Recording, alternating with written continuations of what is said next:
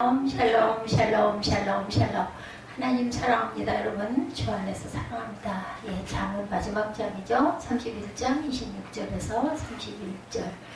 예, 아름다운 여인은 어떤 여인일까? 오늘 16절에서 31절까지 입을 열어 지혜를 베풀며 그의 혀로 인애의 법을 말하며 자기의 집안일을 보살피고 게을리 얻은 양식을 먹지 아니하며 그의 자식들은 일어나 감사하며 그의 남편은 칭찬하기를 덕행 있는 여자가 많으나 그대는 모든 여자보다 뛰어나다 하느니라. 고운 것도 거짓되고 아름다운 것도 헛되나 오직 여호와를 경외하는 여자는 칭찬을 받을 것이라. 그 손의 열매가 그에게로 돌아갈 것이오고 행할 일로 말미암아 성문에서 칭찬을 받으리라. 뭐 이 이상 뭐가 있겠느냐는 거죠. 예, 31장 마지막 장입니다. 우리 중요한 요절 잠깐 보고 하죠. 9절에 말씀하죠. 너는 입을 열어 공의로 재판하여 공고한 자 궁핍한 자를 신원할지어다 그러죠. 예, 재판은 율법으로 선악을 분별하는 거죠. 열왕기상 3장 9절에 왕은 법 곧 율법으로 재판하여 선과 악을 분별해 줍니다.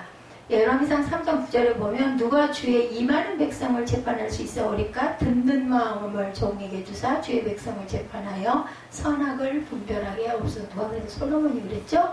잠언 16장 10절에 하나님의 말씀이 왕의 입술에 있은즉 재판할 때 그의 입이 그르치지 아니하리라. 출애굽 18장 20절에서 22절 그들에게 율례와 법도를 가르쳐서 마땅히 갈 길과 할 일을 그들에게 보이고 천부장과 백부장과 50부장과 10부장을 삼아 그들이 때를 따라 백성을 재판하게 하라. 신명기 4장 8절에도 오늘 내가 너에게 선포하는 이 율법까지 규례와 법도가 공의로운 큰 나라가 어디 있느냐 여호와께로 말미암는다 라고 말씀하는데 잠언 10장 14절이죠. 현숙한 여인 31장은요 현숙한 여인의 장입니다. 예, 미덕, 여인은 미덕의 장, 잠언 31장. 중요한 요절 봅니다. 31장은 현숙한 여인, 12절. 살아있는 동안에 그의 남편에게 선을 행하고 악을 행하지 않는다. 13절.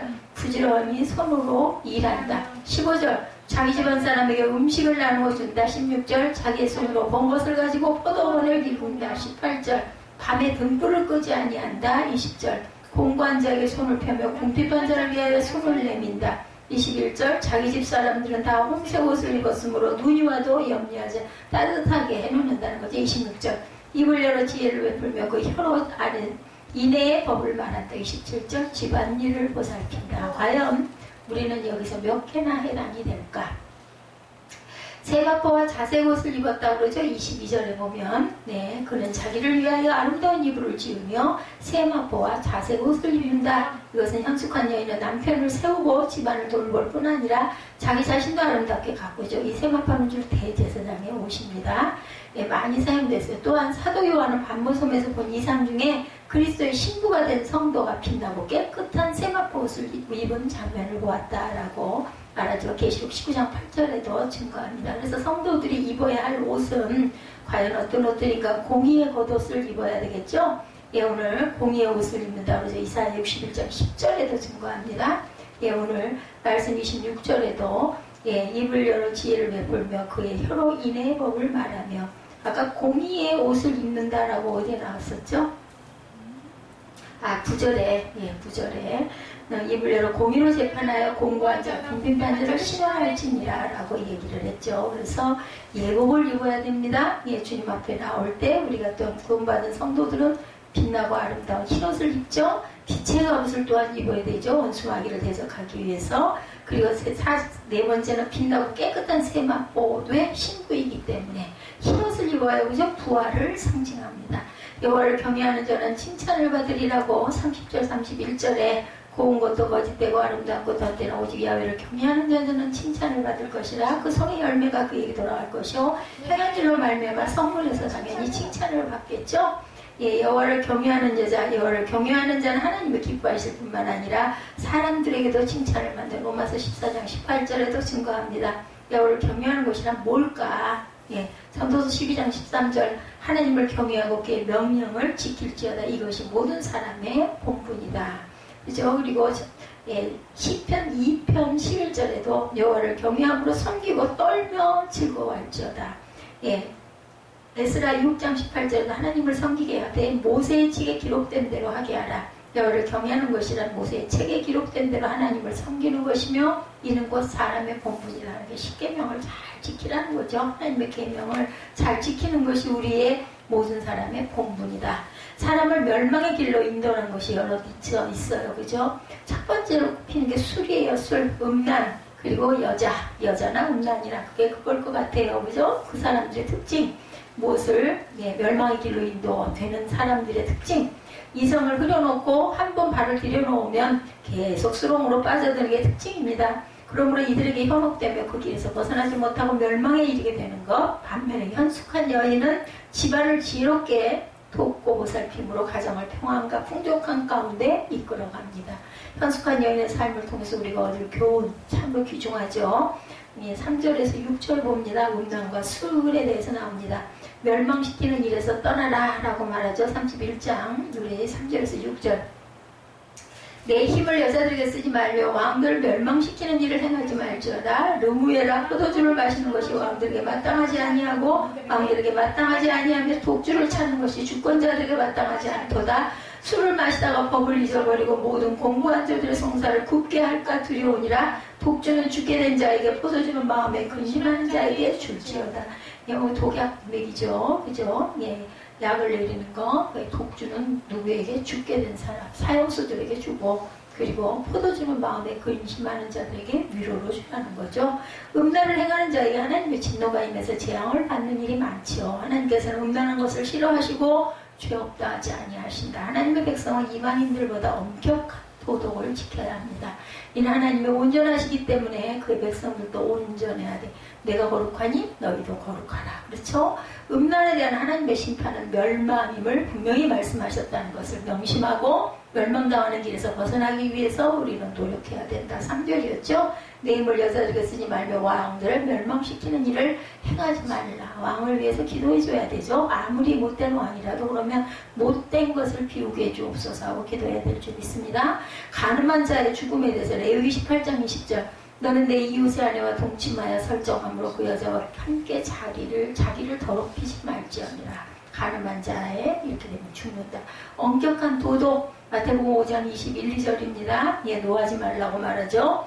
옛사람에게 말한다. 살인하지 말라. 누구든지 살인하면 심판을 받게 되리라 했다는 것을 너희가 들었으나 나는 너에게 이르노니 형제에게 노하는 자마다 심판을 받게 되고 형제를 대하여 라가라 하는 자는 공회에 잡혀가게 되고 미련한 놈이라는 자는 지옥불에 들어가게 되리라. 형제를 이렇게 욕하거나 헐뜯어서는 안 된다는 말씀을 하고 있죠. 술에 대한 훈계 4절이었습니다. 르무에라 포도주를 마시는 것이 왕에게 마땅하지 아니하고 왕들에게 마땅하지 아니하며 독주를 찾는 것이 주권자들에게 마땅하지 않다. 만약 주권자가 술을 즐기는 경우가 발생한 일, 굉장한 엄청난 일들이 일어나죠. 음란, 그죠? 아니면 음모, 이런 건 전부 술상이, 보면 항상 배동을 하고 따라다닙니다. 그리고 어쩌다가 드라마를 좀 보면 맨날 하는 게 무슨 칵테일인지 무슨 그런 바에서 술 마시는 거, 밥 먹는 거, 전화 받는 거. 그거 세 가지더라고요. 들여다보다 보니까. 제일 빈번하게. 화면이 바뀔 때마다 전화, 아니면 밥, 이런, 술, 이런 것들. 저게 없으면 아무것도 되지를 않나. 이제 나가보면은 아름다운 음악과 함께 나오는 그런 아주 드물게 그런 게 가끔 있으면 참 너무 좋죠. 그 음악이 얼마나 아름다운지. 그 스테레오로 들으니까 더 이어폰을 꽂고 좀 들어봤더니 더 이쁘더라고요, 소리가. 법을 진행하고 공의를 행하는 위치에 있는 사람이 술에 취해서 자신의 본분을 망각한다면 공의는 사라지고 공법도 찾아볼 수가 없다라는 것을 법관들, 우리 마준 변호사님, 각성하고 회개해야 될 줄 믿습니다. 술은 이렇게 올바른 길을 굽게 만드는 것이기 때문에 가까이 하지 말라. 5절이죠. 술을 마시다 법을 잊어버리고 모든 공부한 자들의 송사를 굽게 할까 두려우니라. 이게 남의 얘기 같지가 않네요. 작은 즐거움을 위해서 중요한 것을 절대로 잊어버려서는 안 되겠다. 술에 의한 복과 화에 대해서 전도서 10장 16, 7절입니다. 왕은 어리고 대신들은 아침부터 잔치하는 나라여 내게 화가 있도다. 왕은 귀족들의 아들이요 대신들은 취하지 아니하고 기력을 보하려고 정한 때 먹는 나라여 내게 복이 있도다.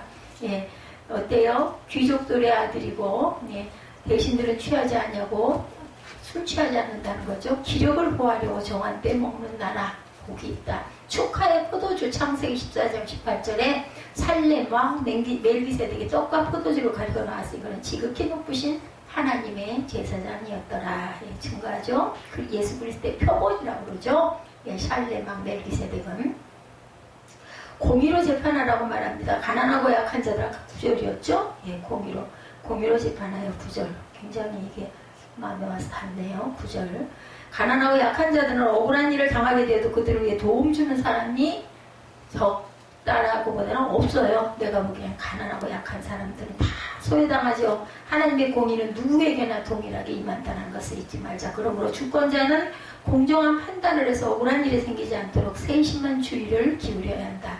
가난한 자들의 아픈 마음을 위로하고 약한 자들의 억울함을 또한 풀어줘야 된다는 거죠. 이것이 하나님께서 원하시는 것이고 이웃에 대한 올바른 삶의 방식이다. 어떻게 하는 것이? 가난한 자의 아픈 마음을 위로하고 약한 자의 억울함을 풀어주는 것이 하나님께서 원하시는 것이고 이웃에게 우리가 대하는 올바른 삶의 방식이다. 가난한 자들을 돌보라고 레위기 19장 10절입니다. 내 포도원의 열매를 뭐하라? 다 따지 말고 내 포도원에 떨어진 열매도 줍지 말고 가난한 사람과 어린이를 위하여 버려두라. 나는 너희 하나님 여호와이니라. 곤란한 처한 자를 도와주라. 사무엘상 19장 4절에 요나단이 그의 아버지 사울에게 다윗을 칭찬하여 이르되 원하건대 왕은 신하 다윗에게 범죄하지 마옵소서. 그는 왕과 함께 득죄하지 아니하여 그가 함께 행한 일은 심히 선함입니다. 이렇게 해서 여러 번 요나단이 다윗을 살려줘요. 그죠? 그래서 그 아들을 이스보셋이었나요? 아들을 밥상에서 밥을 먹게 하죠. 오랫동안 돌봐줍니다. 다리를 또 하나를 절었었죠. 현숙한 여인 10절입니다. 누가 현숙한 여인을 찾아오겠느냐? 그의 값은 진주보다 더하리라. 예전에는 지금 뭐 진주 별로 아니지만 정말 진주가 정말 아주 귀하게 여겨졌었어요. 현숙한 여인의 가치는 진주보다 가치다 그러죠. 집안을 돌보되 화목하고 평안하게 이끌며 정숙한 몸가짐으로 남편의 근심을 없애줘야 된다. 그리고 선한 일을 행하고 이웃을 보살핌으로 사람들에게 인정을 받아야 된다. 미련한 자가 멸망하기를 거는 곳과는 반대로 현숙한 여인은 하나님의 은혜와 사랑을 받는 길로 인도하는 사람이 바로 현숙한 여인이다. 그러므로 그 가치를 따질 수 없을 정도로 귀하고 소중한 거죠. 현숙한 여인은 백성들이 알아요. 룻기 3장 11절이죠. 그리고 이제 내 딸아 두려워하지 말라. 내가 내 말들어 내게 다 행하리라. 내가 현숙한 여자인 줄 나의 성읍 백성이 다 아느니라 말합니다. 지아비의 멸류관 잠언 12장 4절. 어진 여인은 그 지아비의 멸류관이나 욕을 끼치는 여인은 지아비의 뼈가 썩음 같게 하느니라.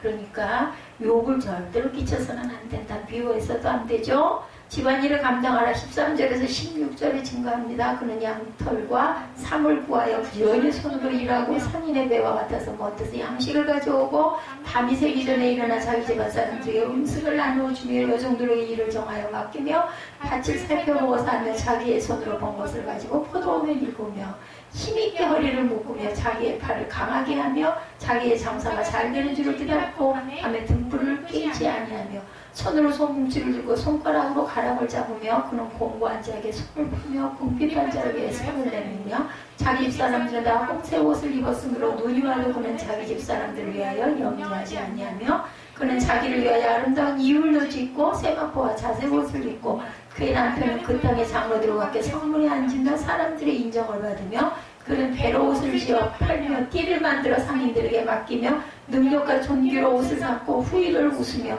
입을 열어 지혜를 베풀며 그의 혀로 인애의 법을 말하며 자기의 집안일을 보살피고 게을리 얻은 양식을 먹지 않으니 그의 자식들은 일어나 감사하고 그의 남편은 칭찬하기를 덕행 있는 여자가 많으나 그대는 모든 여자보다 뛰어나다 하느니라. 중간에서 끊으려고 하는데 끊을 수가 없어. 계속 줄줄 이어져가지고 그죠? 이런 여인이 되려면 얼마나 고달프니까 저는 읽으면서 참 현숙한 여인이 나는 될 수가 없구나. 어떻게 이렇게 다 해? 그죠? 이런 여인이 현숙한 여인이 되는데 지혜로운 생활로 낭비를 막고 효율적인 관리로 물질도 풍성하게 하고 현숙한 여인은 물질의 욕심을 부리지 않고 착실한 생활을 한다. 욕심이 사람의 길을 굳게 만드는 것을 알고 있기 때문에 어리석은 일을 절대로 행하지 않아야 된다. 하나님께서 인정하시는 성실한 방법으로 가정과 산업을 갖고 가죠. 우리가 쭉 읽은 내용이 그거죠. 그래서 하나님의 복과 은혜를 풍성히 받아 누리게 된다. 이것이 현숙한 여인의, 진주보다 귀한 현숙한 여인의 모습이다. 물질의 풍부. 여호수아 22장 8절입니다. 말하 이르되 너희는 많은 재산과 힘이 많은 가축과 은과 금과 구리와 새와 힘이 많은 의복을 가지고 너희의 장막으로 돌아가서 너희 원수들에게 탈취한 것을 너희 형제와 나눌지니라. 이렇게 해서 전쟁을 하고 나면은 그 전쟁한 전쟁터에 있는 그러한 그 뭐 의복 아니면 귀금속 아니면은 그죠, 병기고 뭐 창칼 이런 것도 다 돈이잖아요. 그런 거를 전부 갖다가 나눠서 그렇게 쓰고 했던 거죠. 나라에 갖다 진상도 하고. 그래서 이게 아주 귀중했다고 그래요. 부를 통제하시는 분 신명기 8장 17절입니다. 그러나 내가 마음에 이르기를 내 능력과 내 손의 힘으로 내가 이 재물을 얻었다 말할 것이라. 현명한 처사 20절에 현숙한 여인의 삶의 방식은 사람들에게 인정을 받고 나아가서 하나님의 인정을 받는 현명한 방식이다. 곤고한 자에게 손을 펴며 궁핍받는 이를 위해서 손을 내미는 자, 이것이 바로 현숙한 여인은 그들은 성실히 생활에 임해서 산업을 늘리고 풍부하게 생활하면서 이웃에 있는 가난하고 약한 사람에게 사랑과 자비를 베풀어준다. 자신과 가족만 누리는 것이 아니라 궁핍한 자들에게도 가진 것을 나눠주어서 함께 누릴 수 있도록 해야 된다. 현숙한 여인들의 산업을 늘리는 것이 단순한 자신의 이익만 위한 것이 아니고 자선을 베풀기에도 열심을 낸 것을 기억해야 된다. 그래서 뭐 보면은 뭐 진짜 실제 그렇게는 하겠죠. 예, 무슨 기업의 뭐 회장, 사장, 부인들은 바자회 같은 거를 많이 해서 어려운 사람들을 돕는 이런 행사들을 하더라고요. 보면 현숙함이란 단순히 죄가 많은 사람을 가리키는 것이 아니라 지혜와 함께 사랑과 자비도 경주한 사람을 말한다. 손을 펼쳐 도와줘야 된다는 거죠. 신명기 15장 11절. 땅에는 언제든지 가난한 자가 그치지 아니하겠으므로 내가 네게 명령하여 이르노니 너는 반드시 내 땅 안에 내 형제 중 곤란한 자와 궁핍한 자에게 내 손을 펼지니라 말합니다. 신명기 15장 11절에도 착한 일로 하나님께 영광을 돌려라. 마태복음 5장 16절. 이같이 너희 빛이 사람 앞에 비치게 하여 그들로 너희 착한 행실을 보고 하늘에 계신 너희 아버지께 영광을 돌리게 하는 저와 여러분이 되셔야 되겠다. 한죽한 여인이 맺는 열매 21절에서 29절 우리 읽었죠. 남편을 놓이고 지혜를 베풀라고 하죠. 23절에 보면은 그의 남편은 그 땅의 장로들과 함께 성문에 앉으며 사람들이 인정을 받는다고 말합니다. 현숙한 여인의 내조를 받은 남편은 가정에서뿐만 아니라 사회에서도 사람들의 존경을 받는다. 그래서 사회 유지로 중요한 일을 감당하기도 합니다. 이는 남편을 높이고 존중하는 현숙한 여인이 있기에 가능한 것인데 현숙한 여인은 지혜를 말하고 가르쳐서 많은 사람들의 사랑을 받습니다. 그 입에서 미련한 것을 제하고 악한 것을 없애므로 그녀에게는 항상 사랑과 자비가 흘러나오게 되는데 자기를 다스리는 현숙한 여인만이 이룰 수 있는 훌륭한 모습이다. 지혜를 내는 입, 잠언 10장 31절. 의인의 입은 지혜를 내어도 패역한 여는 배임을 당할 것이다. 여호와께로 말미암는데 잠언 19장 14절. 집과 재물은 조상에게서 상속하거니와 슬기로운 아내는 야훼께로 말미암으니라. 예, 뭐 집과 재물은 조상에게서 상속을 받기도 하지만 슬기로운 아내는 여호와께서 말미암는다. 집안일을 보살핍니다. 27, 8절에 증거했었죠. 자기가 집안일을 보살피고 게을리 얻은 양식을 먹지 아니하나니 그의 자식들은 일어나 감사하며 그의 남편은 칭찬한다고 말하죠. 현숙한 여인은 집안일을 보살피기에 최선을 다한다. 자선을 베푸는 일도 행하지만 집안을 돌보는 일에 정성을 다한다라는 겁니다. 성실한 자세로 생활하는 것이 자식들에게 보여줌으로 자식들에게 살아있는 교육을 시킬 수 있다. 자녀들은 어머니의 현숙한 모습을 보면서 자신의 삶을 돌아보게 되고 어머니의 현숙함에 머리를 숙이고 존경하게 된다는 거죠. 그의 자식들은 일어나 감사한다. 그의 남편은 칭찬한다. 덕행 있는 여자가 만드나 그대는 모든 여자보다 뛰어나다. 이렇게 칭찬한다는 거죠. 이게 가정 아름답게 이끄는 모습은 남편의 사랑과 칭찬을 듣기에 충분하다. 예. 그래서 가족을 돌보는 모습 디모데전서 5장 8절에 누구든지 자기 친족 특히 자기 가족을 돌보지 아니하면 믿음을 배반한 자요 불신자보다 악한 자다 이렇게 말합니다. 이것은 뭐 아내뿐만이 아니죠.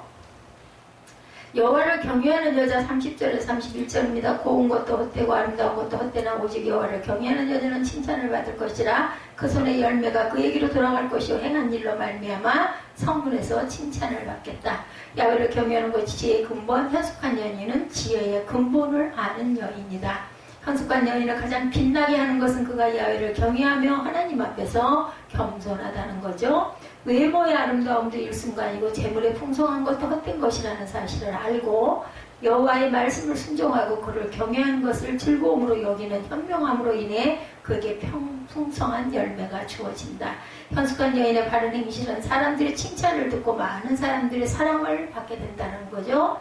여호와를 경외하는 것이 본분이다. 전도서 12장 13절 일의 결국을 다 들었으니 하나님을 경외하고 그의 명령을 지킬지어다. 이것이 모든 사람의 본분이니라. 기념책에 기록된다 합니다. 말라기 3장 16절입니다. 그때 야훼를 경외하는 자들이 피차에 말하매 여호와께서 그것을 분명히 들으시고 야훼를 경외하는 자와 그 이름을 존중히 여기는 자를 위하여 여호와 앞에 있는 기념책에 기록하셨느니라. 그래서 이런 자들은 여호와 앞에 펼쳐져 있는 기념책에 기록이 됩니다. 현숙한 여인이 있으므로 가정이 화목하고 번성한 복을 누리게 된다는 것, 그의 지혜로움은 이웃의 많은 사람들에게 선한 것을 베풀어 주므로 칭찬도 받는다. 그러나 현숙한 여인의 근본을 이루는 것은 여호와를 경외하는 것이다. 복의 근원이 되시고 인간의 생사 화복을 주장하신 하나님을 경외하지 않고서는 어떤 것으로도 진정한 기쁨과 평안을 가질 수 없고 복된 삶을 살 수가 없는 거죠. 그렇기 때문에 야훼를 경외함으로 칭찬과 사랑을 받고 많은 열매 맺는 저와 여러분이 되셔야겠습니다. 오늘 읽은 말씀은 어떻게 보면 오해의 소지가 있기도 합니다. 31절, 31장 10절에서 31절에 나오는 구절은 이상적인 아내상을 그리고 있기 때문인데 오늘은 도덕적인 아내상을 나누는 것이 아니라 본문의 마지막을 보면 고운 것도 거짓되고 아름다운 것도 헛되나 오직 여호와를 경외하는 여자는 칭찬을 받을 것이라. 그 손의 열매가 그에게 돌아갈 것이고 행한 일을 인하여 성문에서 칭찬을 받으리라. 오직 누구를 경외한다고요? 하나님을, 여호와를 경외하는 여자는 칭찬을 받을 것이다. 그래서 야훼를 경외하는 여자를 여인이라고 우리가 생각을 하죠. 여자라는 말은 공식적인 용어입니다. 다른 한편으로는 인격적이기보다는 다소 냉소적인 용어로 사용되기도 했죠. 여자라는 말. 그래서 성경에서는 여인과 여자가 함께 사용이 됩니다. 예수님이나 바울은 자매라는 말을 많이 썼어요. 그죠? 요즘도 교회에서는 자매, 형제 자매 쓰지요. 영어로 시스터. 어떤 사람을 자매로 하겠는가? 디모데전서 5장 2절 보면 말하고 있습니다. 디모데전서 5장 2절 한번 잠깐 볼까요? 찾으면 좀 읽어주세요. 저거를 먼저 젊은 여자에게는 어머니에게 하듯하며 젊은 여자에게는 온전히 깨끗함으로 자매에게 하듯하라. 디모데전서 5장 2절. 늙은이를 꾸짖지 말고 권하되 아버지에게 하듯하며 젊은이에게는 형제에게 하듯하고 늙은 여자에게는 어머니에게 하듯하며 젊은 여자에게는 온전한 깨끗함으로 자매에게 하듯하라. 그죠? 예. 젊은 여자에게는 자매에게, 형제 자매에게 하듯이 그렇게 은혜롭게 대하라는 얘기죠. 그래서 성경에는 이게 여인과 여자가 함께 사용된다. 좀 더 나아가 우리 교회의 명칭이 아무개 여러 가지로 나가는데 교회만 한 사람은 교회에서 만난 의미를 살릴 줄 알아야 돼요. 집사님 해야 되죠. 아무리 가족이다 할지라도 절대로 명칭을 그냥 집에서 쓰는 명칭에서 버릇이 돼가지고 남들 앞에서도 불쑥 나와요. 습관이 돼서. 그래서 교회에서 아니면 또 직장도 마찬가지죠. 가족 중심으로 직장에 그 가족 구성원들이 이사가 되기도 하고, 그죠? 과장, 부장이 되기도 하지만 직책을 부르지 아무개야 하고 아들이라고 해서 이름을 부르거나 그러지는 않습니다. 꼭 뒤에 직함을 붙이죠. 어릴 때부터 같이 성장해오고 여러 가지 사회적인 관계도 있지만 가능하다면 교회에서는 집사님, 권사님 명칭을 부르는 것이 은혜롭습니다. 구약에서는 남자에 상대되는 성을 여자로 정의하고 있습니다. 하나님의 형상을 따라 지어졌고 남자와 함께 상륙하고 번성하여 땅에 충만하고 땅을 정복하고 모든 생물을 다스리라는 명령을 하나님께 받았죠. 창세기 1장 27, 8절에 보면 하나님이 자기 형상 곧 하나님의 형상대로 사람을 창조하시되 남자와 여자를 창조하시고 하나님이 그들에게 복을 주시며 하나님이 그들에게 이르시되 생육하고 번성하여 땅에 충만하라 땅을 정복하라 바다의 물고기와 하늘의 새와 땅에 움직이는 모든 생물을 다스리라 하시니라. 즉 구약 성서가 말하는 여성은 뒷전에 물러나 있는 존재나 창조의 부산물이 아니라는 말입니다. 남성과 여성 모두 하나님의 형상 맞습니다. 그 하나님의 형상, 그 이마고데이는 하와가 창조되어서야 비로소 완성을 할 수가 있었다. 구약 성서에서 여성들이 지도자의 역할을 수행하는 것을 막고 있지 않습니다. 모세의 어머니 요게벳, 그죠? 바로의 살인 명령을 거부하면서 자신의 아들인 모세를 구하는 아주 용감한 여인이었어요. 한나는 또한 어떠했나, 그죠? 사무엘상 1장 1절에서 25절에 보면 나타나죠. 적극적으로 하나님에게 뭐를 해요? 뭐라 그러죠?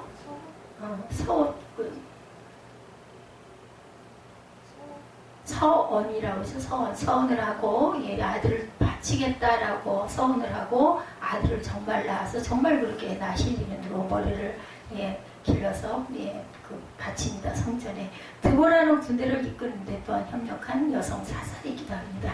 미리암은 모세 뒤하에서 아론과 공동으로 제2인자 위치에 있죠. 모세의 그게 누이였죠. 에스더는 페르시아의 왕비가 되었고 용감하게 유대인에 대량 학살을 막습니다. 여성들이 이렇게 뛰어난 분들이 많다. 훌다는 요시아의 통치 기간 동안 책을 읽는 일에 부름받은 여선지자이기도 했다.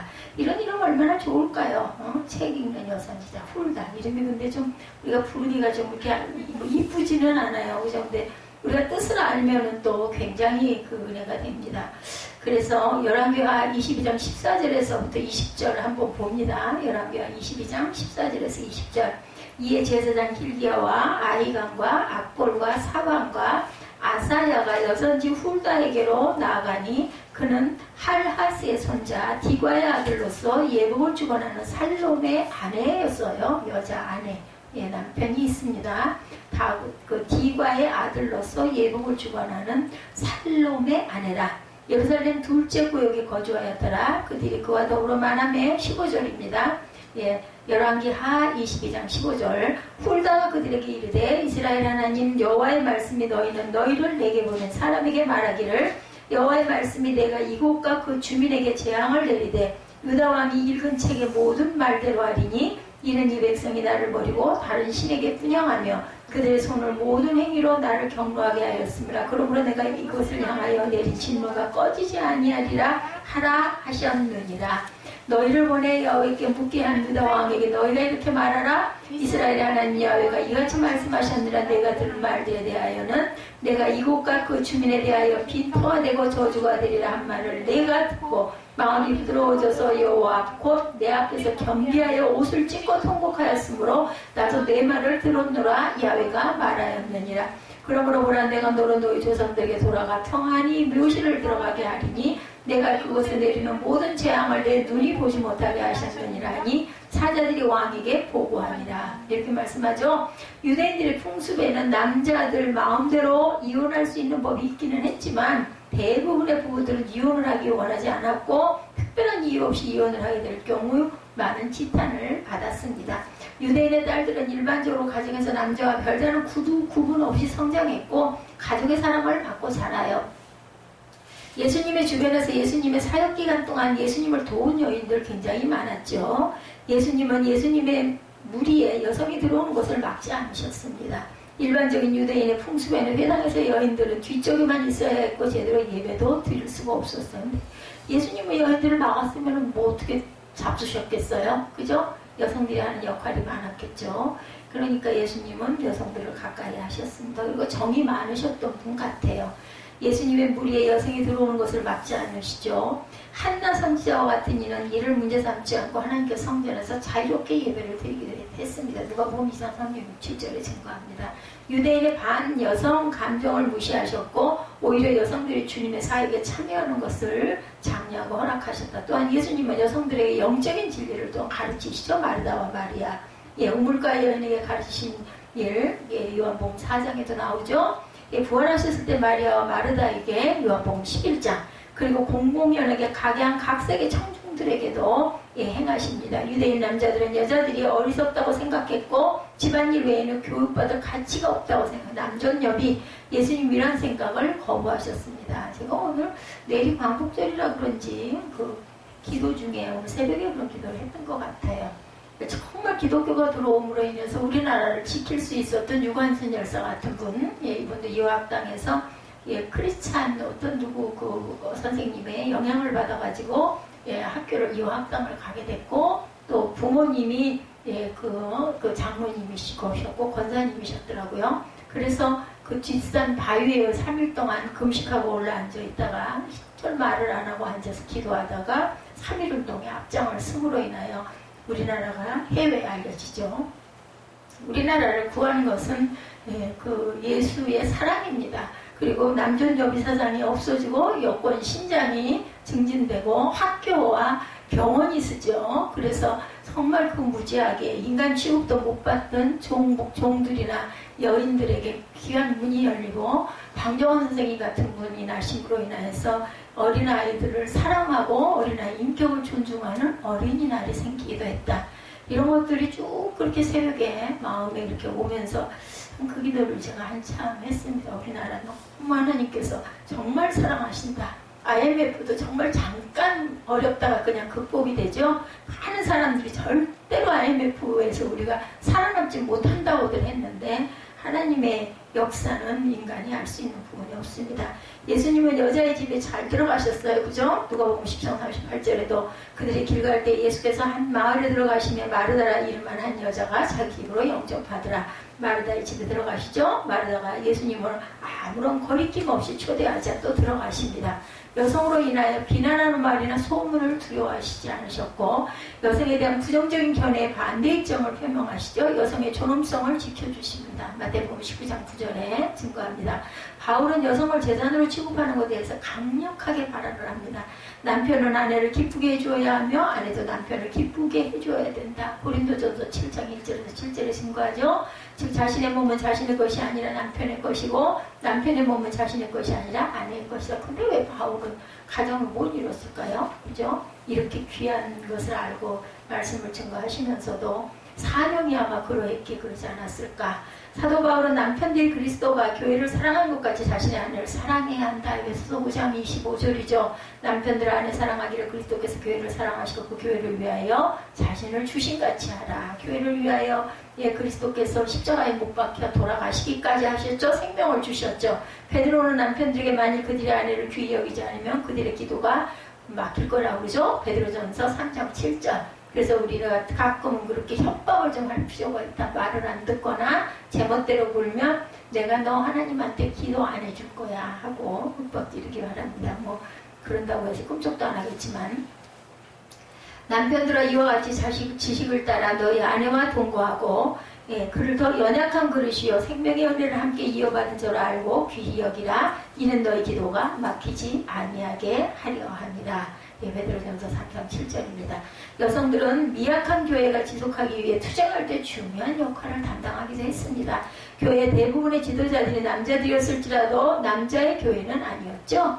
루디아와 같은 열심히 복을 받아들이는 그러한 사람도 있었고 사도행전 16장 14절과 40절에 증거합니다. 브리스길라는 아볼로 같은 사도들을 가르치는 중요한 역할을 감당하기도 했어요. 성경을 가르쳤죠. 사도행전 18장 24절 이하입니다. 로마서의 마지막을 보면 8명의 여자들에게 경의를 표하는 그 내면이 있습니다. 베드로전서 3장 1절에서 5절 봅니다. 아내들아 이와 같이 자기 남편에게 순종하라. 이는 혹 말씀을 순종하지 않는 자라도 말로 말미암지 않고 그 아내의 행실로 말미암아 구원을 받게 하려 함이니 너희의 두려워하며 정결한 행실을 봄이라. 너희에게 단장한 머리를 꾸미고 금을 차고 아름다운 옷을 입는 외모로 하지 말고 마음에 숨은 사람을 온유하고 안정한 심령에 썩지 않을 것으로 하라. 이는 하나님 앞에 값진 것이니라. 전에 하나님께 소망을 두었던 거룩한 부녀들도 이와 같이 자기 남편에게 순종함으로 자기를 단장하였나니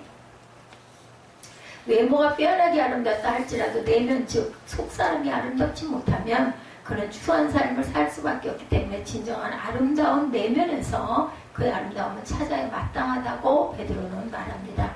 현숙한 여인은 근면하고 성실하죠. 아침 일찍 일어나 저녁 늦게 자리에 눕고 손으로 부지런히 일을 합니다. 어떻게 보면 굉장한 희생인데 희생? 너무 힘들지 않아요? 그죠? 저는 그런 생각이 듭니다. 산신하고 놀기 좋아하는 여인들은 절대로 현숙하지는 못합니다. 이런 모습은 여성에게만 한정된 것이 아니라 남성들에게도 거꾸로 해당이 되죠. 현숙한 여인, 형모, 양처라고 하는 이름을 가지고 있는 모습은 여성에게 한정되는 게 아니고 우리 남성과 여성에게 해당되는, 거꾸로 바꿔 말해서 똑같죠.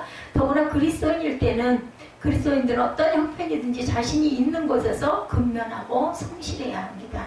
서양에서 느끼는 남성과 여성의 차이를 말하고 있는 내용을 보면 플루토니의 글에 보면 남성은 거창하고 추상적이며 보편 타당한 이론을 좋아한다. 여성은 어떤 경험의 세밀한 부분에 더 애착을 느낀다.